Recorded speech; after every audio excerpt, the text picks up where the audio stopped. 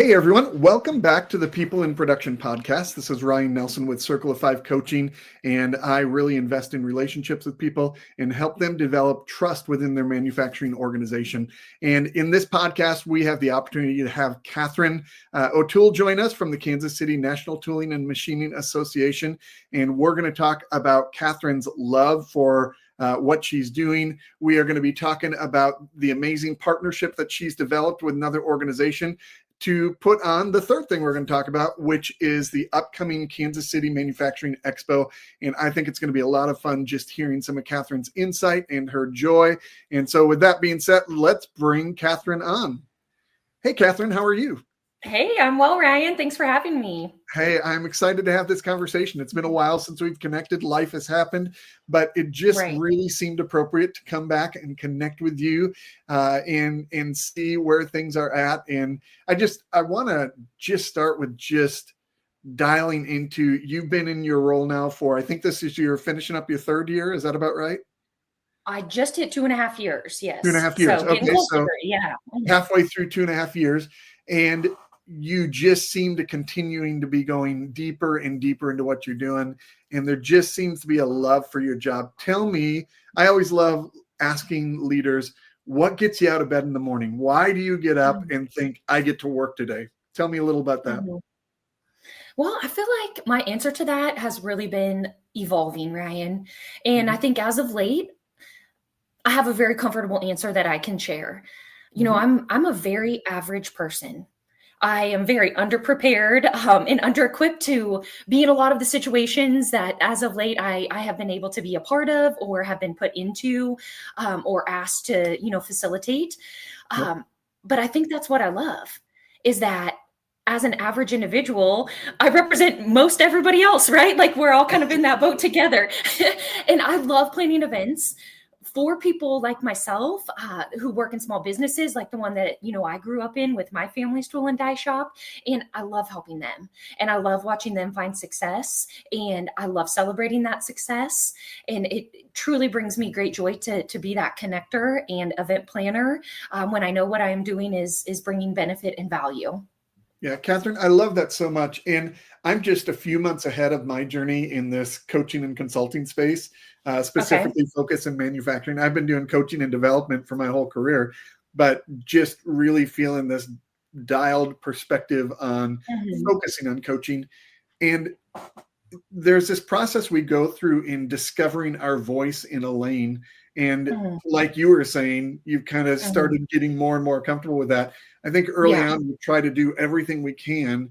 And for me, I've realized that my primary voice is in developing trust within the organization. How do we create a culture of trust? Because as you can probably identify with me, there's a lot of manufacturing out there that the people just don't trust each other. They just tolerate each other. They're just going through the motions. But the new currency, I think, in leadership is really building trust. And so I think we're on similar. And you know what I love about that, Ryan? What's that? Well, and somebody can disagree with me. Go ahead. We'd love your feedback. But that's not AI powered. That's human powered.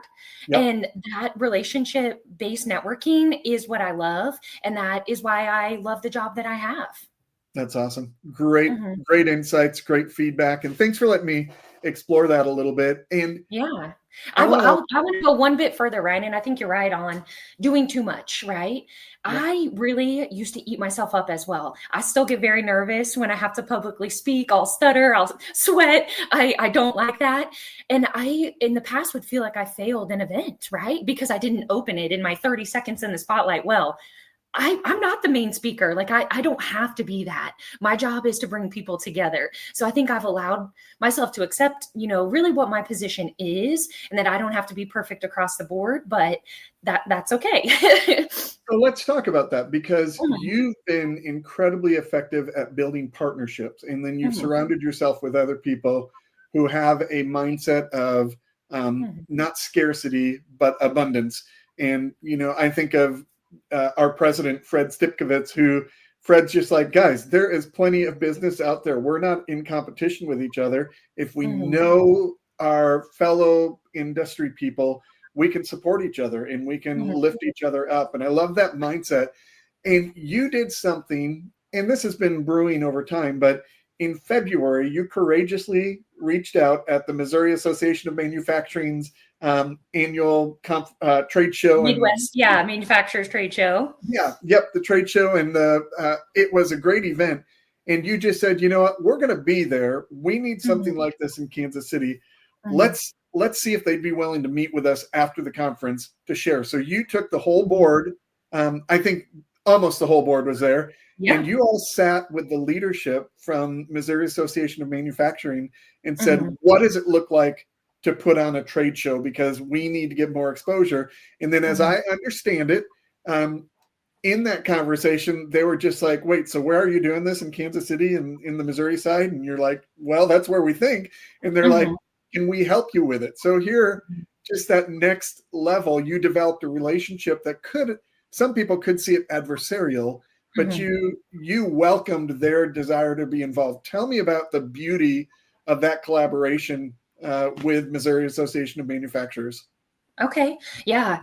I think first and foremost, it starts with humility. So like we mentioned in a previous conversation, looking at what you do best, our niche is precision metal manufacturing. When you look at other larger associations that exist on both sides of the state line here, they're manufacturing centered. We're a subcategory, and I truly believe our members are going to find great value from what we do because it speaks to their daily activity. Sure, we need to be a part of these other things also, and they're doing unique things as well. But just as you shared, let's complement one another. Let's not compete. Let's look at what we do best and let's bring our best together for something epic. And MAM was so excited to partner with us. We appreciate their organization, their website generation, their name tag printing, just how they put all the pieces together in a very fabulous and professional way. And those are all things that I want to learn, but that is not something that, again, I have a degree in or anything that I had experienced before, but they were willing to support that because they saw the great energy amongst the people we have here in Kansas City and the collaboration amongst our members. And that really stood out. So I think that speaks to our KC manufacturing community and what we're doing to merge Missouri Association of Manufacturers with NTMA. Yeah, Katherine, that is so great. And I think you're sharing an important principle. There are the things that we could learn.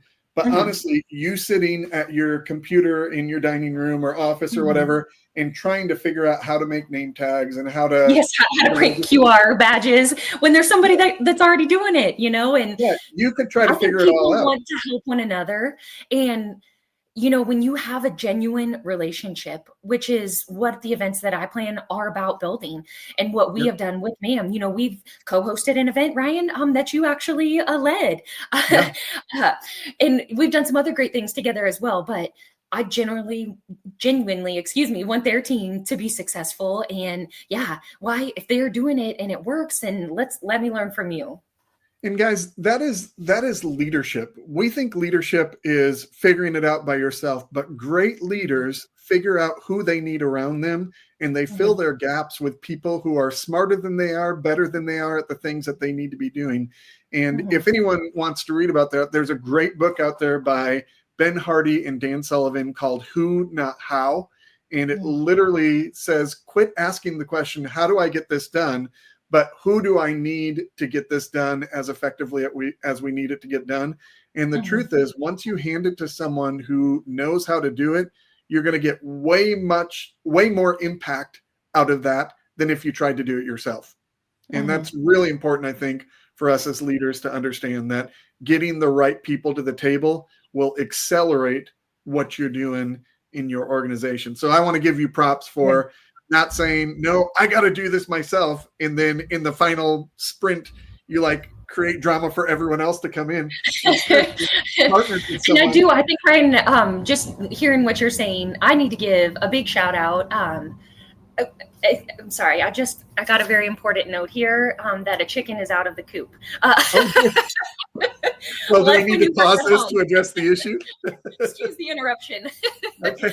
We'll deal with that in a minute. Hopefully the chicken doesn't go too far. But I want to come back to giving a big shout out to my board. I feel that, through invitation and through watching their involvement with their companies, really got a great board. We've built a wonderful group that is forward thinking, progressive in how they want to do business and interact with others. And so I just want to shout them out. KC NTMA board, you guys are awesome. That's awesome. They are awesome. Every one of them is on board with where the organization is going, and it's been great to see. Yeah. And, you know, I think it's hard, Ryan, when you join a board, you represent, in our case, the precision metal manufacturing community, no longer your company. And that's hard to shag off at times when you're so used to thinking about your role, your daily task, what you need to do to help yourself, your company succeed, but really switch it off and let's look at the larger community. And they do such a great job with that. Yeah, that's great stuff. That's great stuff. Let's shift gears for a little bit here. So let's talk about the upcoming expo. And there's really two areas that I want to explore this with you. Number one, why do we need this expo? And then number two, what do we expect out of this expo? So let's tackle number one first. Why is this even necessary for the Kansas City shops? Well, you know, the majority of our KCMTA members, are small and medium-sized enterprise. They're doing great things. They're very key to the manufacturing community at large. But, you know, unfortunately, they don't always do the best at putting out there the great things that they're doing. You know, our smaller shops with 6 to 10 employees, an owner president is working on the shop floor, handling all of the finances, sales. So, you know, for them to create a blog or to post or to do X, Y, or Z to really market themselves in addition to everything else that they have going on is tough. So the first thing this expo lets us do is show off our members. And I am so excited, Ryan, to share that of the 61 companies exhibiting, 36 are NTMA members and at least another handful have regularly attended our events. So these are, you know, real life small businesses that are going to be getting the attention that they deserve by showcasing themselves.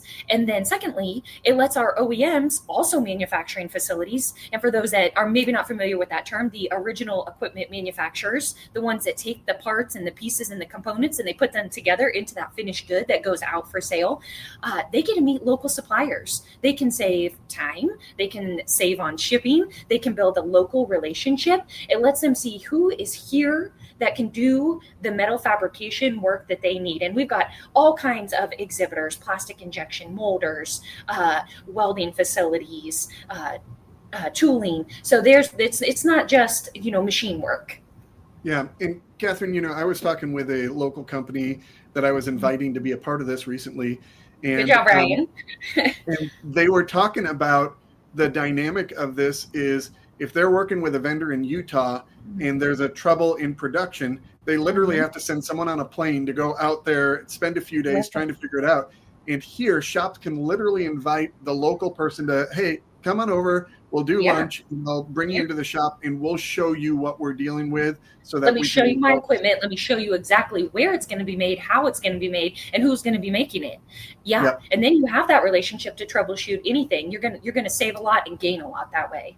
Yeah, and I think so. That's facet one of what this what this event is. We're giving exposure to local companies to be able to work and collaborate with other local companies who are needing the services they provide. And then the other side of that is that many of our members are going to be having people from their shop coming and attending to A, look at what's available, and B, to grow their own capacity and that type of thing. So tell me a little bit about what's going to happen at the event that's going to benefit those who attend. Well, first and foremost, we have a great kickoff on the 28th, which is Tuesday evening. Our national NTMA president, Roger Atkins, is going to be flying in and joining us, going to be kind of giving us some national updates. And we are so excited to have him here to meet so many of our members. And I'm also working on a really great just a brief speaker moment with somebody that is really going to stand out. And once it's official, I can't wait to share it. But I'm like 99% sure it's going to be there. And I know people are going to want to hear from him. So we'll have both of them. We'll have a happy hour and a networking time. So exhibitors can meet other shops. We've welcomed, I believe, 16 new members this year to our local chapter. So there are a lot of new faces. So members can meet new members. They can meet people that they didn't know were members. Because again, we have a lot of folks exhibiting who might not be able to otherwise attend some of our events. They're a little further out on either side of the state line. And then on Wednesday, our big day, will start with breakfast.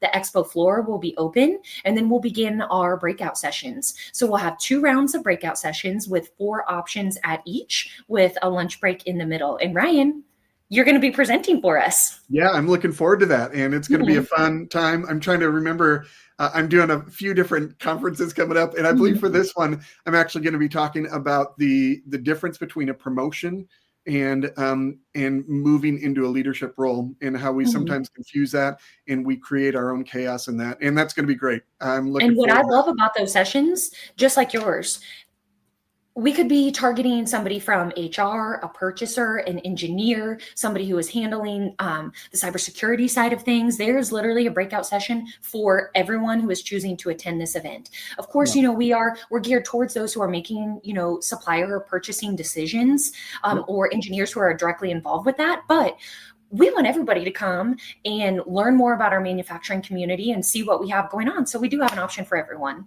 Yeah, that's great. So those 2 breakout periods where they can choose from 8 different workshops, and those are 45 minutes apiece. That takes us up to lunch. And then what's happening from there?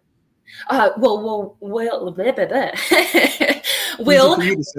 1 round before lunch, and then another round after. There you go. Yeah. And then we'll go back to the expo floor. So individuals can continue to make great contacts and, really learn, what work that they could sub out to local suppliers. Yeah.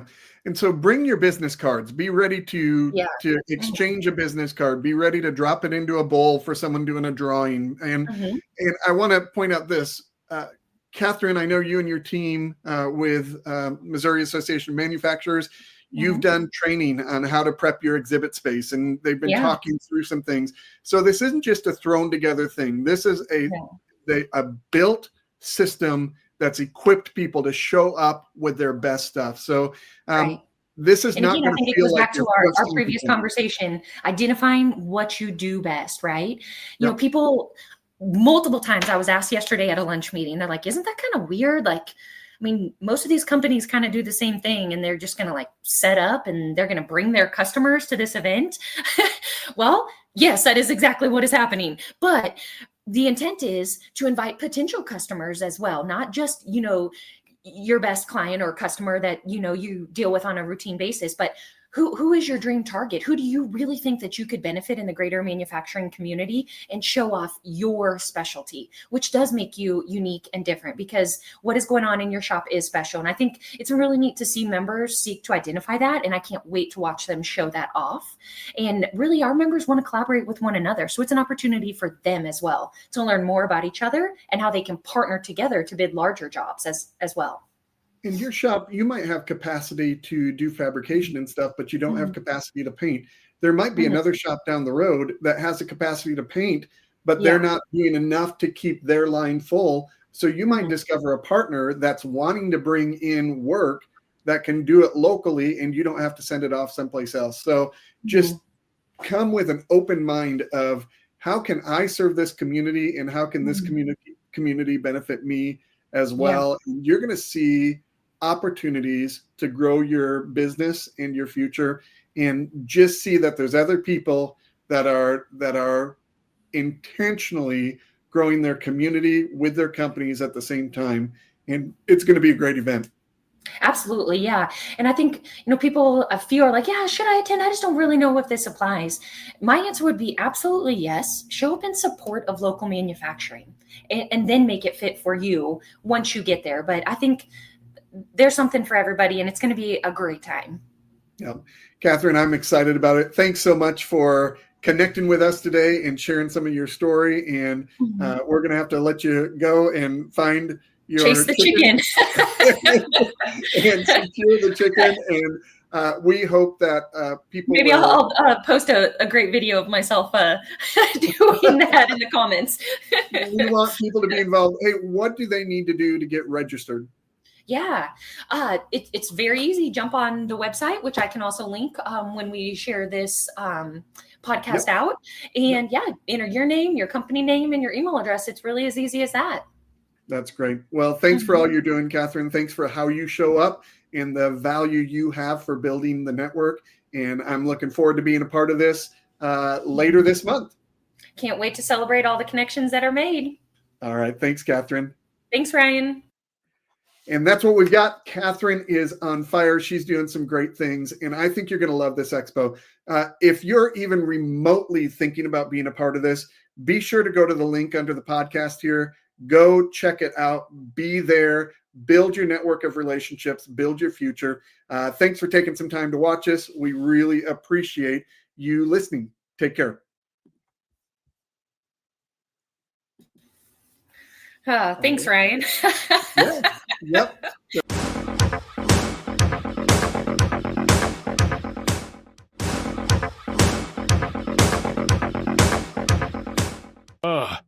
Hey there. Name's Mike. Been working in manufacturing for about 12 years now, and they went and promoted me to supervisor 4 years back. Thought I was moving up in the world. Turns out I just got a front row seat to all the dysfunction.